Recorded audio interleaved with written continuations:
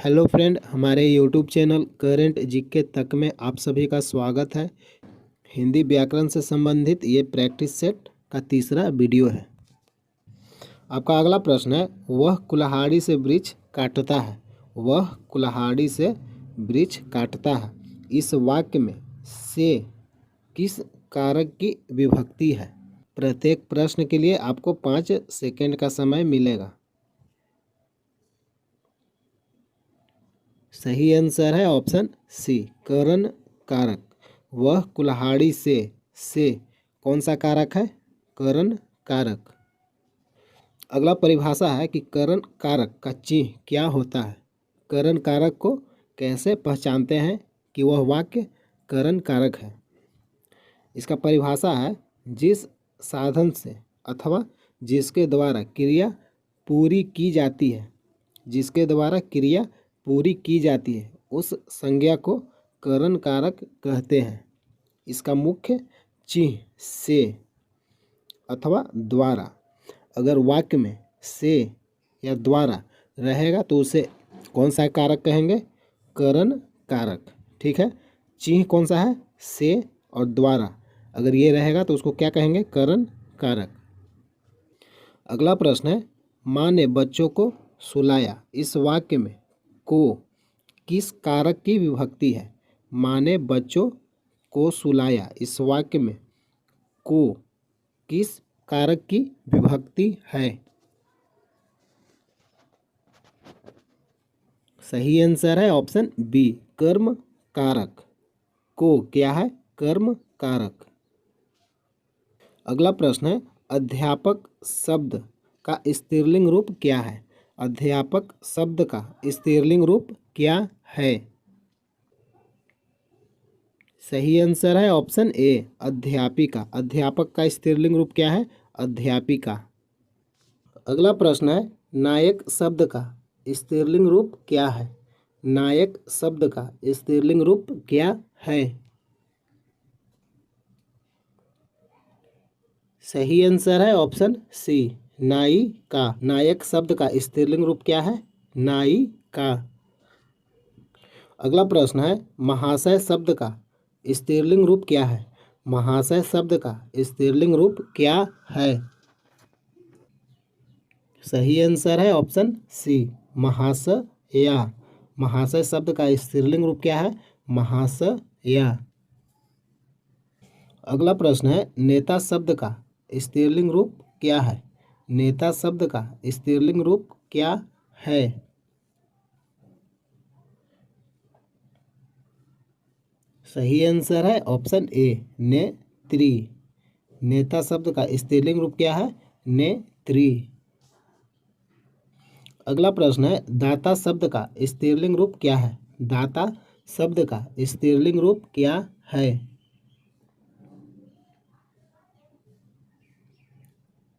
सही आंसर है option D, दात्री।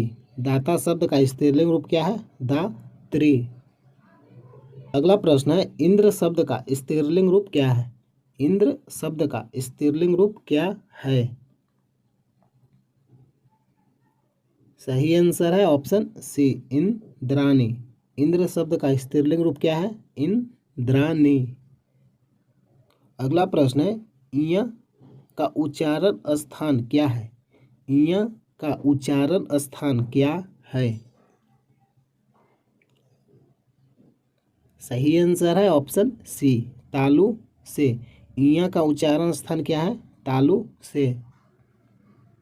अगला प्रश्न है, उ ध्वनि का उच्चारण स्थान क्या है? उ ध्वनि का उच्चारण स्थान क्या है? सही आंसर है ऑप्शन बी, ओष्ठ यानी ओठ से। उ का उच्चारण स्थान कौन सा है? ओठ। अगला प्रश्न है, समुच्चय का सही संधि विच्छेद क्या है? समुच्चय का संधि विच्छेद क्या है? सही आंसर है ऑप्शन बी, सम प्लस उत प्लस आय बराबर समुच्चय।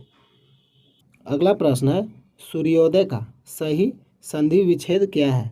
सूर्योदय का सही संधि विच्छेद क्या है? सही आंसर है ऑप्शन सी, सूर्य प्लस उदय। अगला प्रश्न है, महेंद्र का संधि विच्छेद क्या है? महेंद्र का संधि विच्छेद क्या है?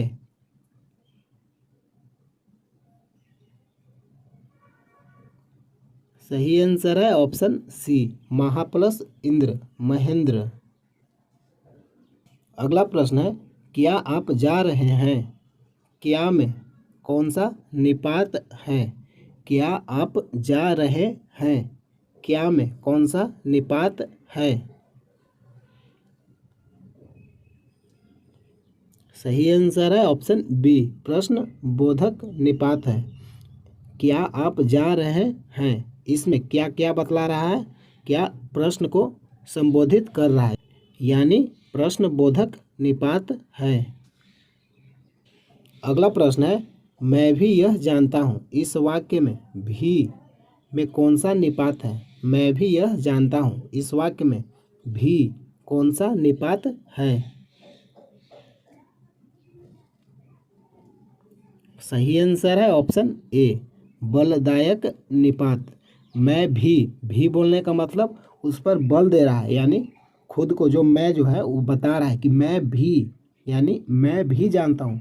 जो मोहन काम किया है मैं भी जानता हूँ, भी इसमें बल देने का काम कर रहा है, इसलिए यह बलदायक निपात है। अगला परिभाषा है कि निपात क्या है। इसका परिभाषा है, निपात की परिभाषा किसी भी बात पर अतिरिक्त भार देने के लिए जिन शब्दों का प्रयोग किया जाता है उसे निपात कहते हैं। जैसे तक, मत, क्या, हाँ, भी, केवल, जी, नहीं, न, काश। जैसे उदाहरण है, तुम्हें आज रात रुकना ही पड़ेगा। तुम्हें आज रात रुकना ही पड़ेगा। अगला एग्जाम्पल है, तुमने तो हद कर दी। इस प्रकार के शब्द रहेंगे तो उसे क्या बोलेंगे? निपात कहते हैं। अगला प्रश्न है, झूठ मत बोलो, इस वाक्य में मत कौन सा निपात है? झूठ मत बोलो, इस वाक्य में मत कौन सा निपात है? सही आंसर है ऑप्शन डी, निषेध बोधक निपात। अगला प्रश्न है, तुम्हें राम के आने तक प्रतीक्षा करनी होगी, इस वाक्य में तक कौन सा निपात है? तुम्हें राम के आने तक प्रतीक्षा करनी होगी, इस वाक्य में तक कौन सा निपात है?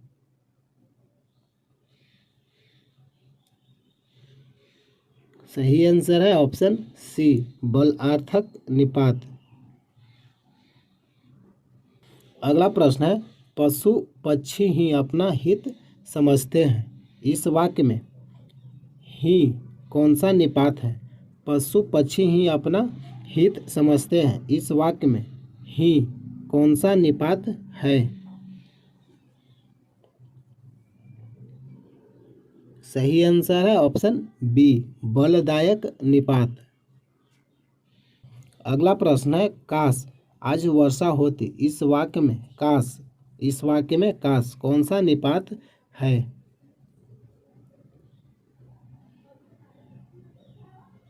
सही आंसर है ऑप्शन ए, आदर बोधक निपात। काश कौन सा निपात है? आदर बोधक निपात। अगला प्रश्न है, काश आज वर्षा होती, इस वाक्य में काश कौन सा निपात है? सही आंसर है ऑप्शन सी, विस्मयादि बोधक निपात। अगला प्रश्न है, निपात कितने प्रकार के होते हैं? निपात कितने प्रकार के होते हैं?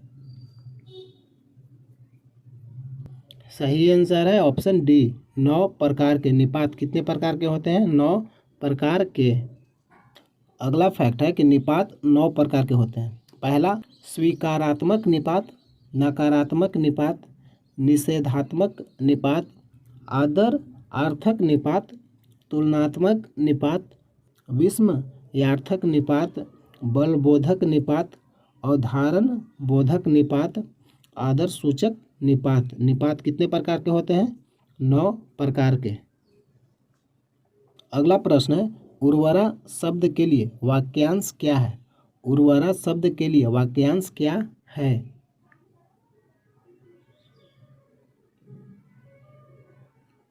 सही आंसर है ऑप्शन डी, उपजाऊ भूमि। उर्वरा शब्द का वाक्यांश क्या है? उपजाऊ भूमि। अगला प्रश्न है, व्याकरण जानने वाला वाक्य के लिए एक शब्द क्या है? व्याकरण जानने वाला वाक्य के लिए एक शब्द क्या है? सही आंसर है ऑप्शन सी, व्याकरण। अगला प्रश्न है, गाल बजाना का अर्थ क्या है? गाल बजाना का अर्थ क्या है?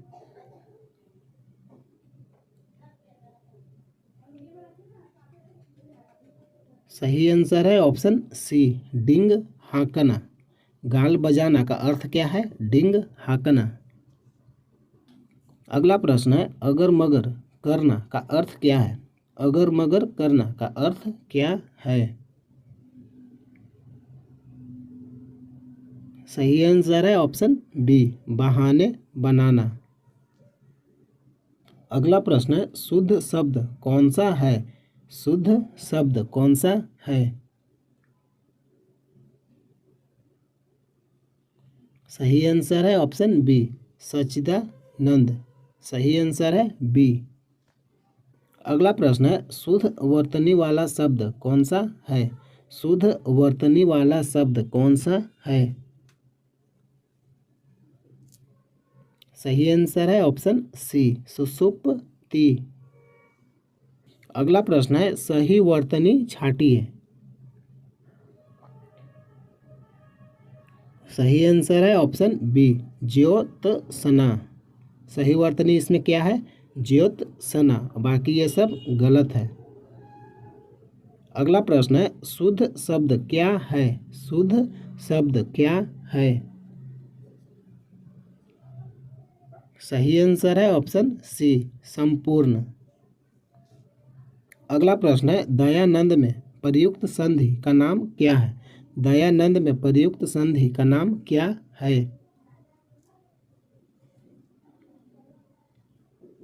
सही आंसर है ऑप्शन सी, दीर्घ संधि। अगला प्रश्न है, कपीस में प्रयुक्त संधि का नाम क्या है? सही आंसर है ऑप्शन डी, दीर्घ संधि। अगला प्रश्न है, सदैव में प्रयुक्त संधि का नाम क्या है? सदैव में प्रयुक्त संधि का नाम क्या है?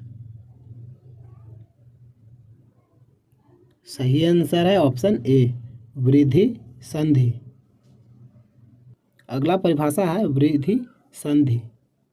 जब संधि करते समय जब अ आ के साथ ए हो तो ए बन जाता है, और जब आ के साथ ओ या औ हो तो औ बन जाता है। उसे वृद्धि संधि कहते हैं। जैसे एग्जाम्पल है, सदा प्लस ए, दा में आ की मात्रा है और यहाँ पर ए है। दा में किसकी मात्रा है? आ। और प्लस एओ में ए की मात्रा है, ए, तो क्या बन जाता है? ए बन जाता है। तो सदा प्लस एओ बराबर क्या हो जाएगा? सदैव। यहाँ पर दिया गया है आ प्लस ए, क्या बन जाता है? ए। तो सदा प्लस एव, सदैव। अगला एग्जाम्पल है, तत् प्लस एव। यहाँ बताया गया था तत्, त, ये सेकंड वाला त में अ की मात्रा है, यहाँ पर ए है यानी ए, अ प्लस ए बन जाता है। तो तत् प्लस एव, ततैव। इस प्रकार के वाक्य को क्या बोलेंगे? वृद्धि संधि। अगला प्रश्न है, सन्मति का सही संधि विच्छेद क्या है? सही आंसर है ऑप्शन बी, सत प्लस मति। अगला प्रश्न है, इत्यादि का सही संधि विच्छेद क्या है? इत्यादि का सही संधि विच्छेद क्या है? सही आंसर है ऑप्शन बी, इति प्लस आदि। अगला प्रश्न है, निम्नलिखित में कौन सा शब्द वृद्धि संधि का उदाहरण नहीं है? सही आंसर है ऑप्शन सी, गुरु उपदेश। अगला प्रश्न है, निम्न में से दीर्घ संधि युक्त पद कौन सा है? सही आंसर है ऑप्शन बी, दैत्यारी। अगला परिभाषा है कि दीर्घ संधि की परिभाषा, ह्रस्व या दीर्घ। ह्रस्व, ह्रस्व किसे बोलेंगे? ह्रस्व ई और दीर्घ ई, ह्रस्व उ और दीर्घ उ। ह्रस्व इसको बोलेंगे ह्रस्व, ह्रस्व इसे बोलेंगे और दीर्घ इसे बोलेंगे। ह्रस्व या दीर्घ अ ई उ के बाद ह्रस्व या दीर्घ अ ई उ आ आए तो ये आपस में मिलकर क्रमशः दीर्घ यानी आ दीर्घई ई दीर्घई उ हो जाते हैं। इस कारण इस संधि को दीर्घ संधि कहते हैं। जैसे एग्जाम्पल है, संग्रह प्लस आलय, संग्रहालय। अगला एग्जाम्पल है, महा प्लस आत्मा, महात्मा। इस प्रकार के एग्जाम्पल को क्या बोलेंगे? दीर्घ संधि। अगला प्रश्न है, इनमें से कौन स्वर संधि का उदाहरण है? इनमें से कौन स्वर संधि का उदाहरण है? सही आंसर है ऑप्शन बी, पवन। पवन क्या है? स्वर संधि का उदाहरण है। अगला परिभाषा है, स्वर के बाद स्वर के मेल से उनमें जो विकार सहित परिवर्तन होता है उसे स्वर संधि कहते हैं। जैसे एग्जाम्पल है, परम प्लस अनु, म में अ की मात्रा है, यहाँ पर अ है, अ प्लस अ मिलकर क्या बनते हैं? आ, परमाणु। देव प्लस आलय, व में अ की मात्रा है, यहाँ पर आ है, तो क्या बनेगा? आ। देव प्लस आलय, देवालय। अगला प्रश्न है, पवन का सही संधि विच्छेद क्या है? पवन का सही संधि विच्छेद क्या है? सही आंसर है ऑप्शन बी, पो प्लस अन बराबर पवन। जैसे पो प्लस अन बराबर मिलकर क्या बनता है? पवन। पो प्लस अन मिलकर क्या बनता है? पवन। यानी पो में ओ की मात्रा और अ में अ की मात्रा, पो प्लस अ मिलकर क्या बनेगा? पवन। अगला प्रश्न है, निम्नलिखित शब्दों में से किसमें व्यंजन संधि है? सही आंसर है ऑप्शन बी, सत्कार। सत्कार क्या है? एक व्यंजन संधि है। अगला प्रश्न है, निम्नलिखित शब्दों में से किसमें विसर्ग संधि है? निम्नलिखित शब्दों में से किसमें विसर्ग संधि है? सही आंसर है ऑप्शन डी, अतएव। अगला परिभाषा है कि विसर्ग संधि क्या है? इसका परिभाषा है, जब विसर्ग के साथ स्वर या व्यंजन आ जाए तब जो परिवर्तन होता है उसे विसर्ग संधि कहते हैं। जैसे मनः प्लस अनुकूल बराबर मनोनुकूल। अगला एग्जाम्पल है, निह प्लस पाप बराबर निष्पाप। इस प्रकार के उदाहरण को क्या बोलेंगे? विसर्ग संधि। अगला प्रश्न है, उत प्लस हार के योग से कौन सा शब्द बनेगा? उत प्लस हार के योग से कौन सा शब्द बनेगा?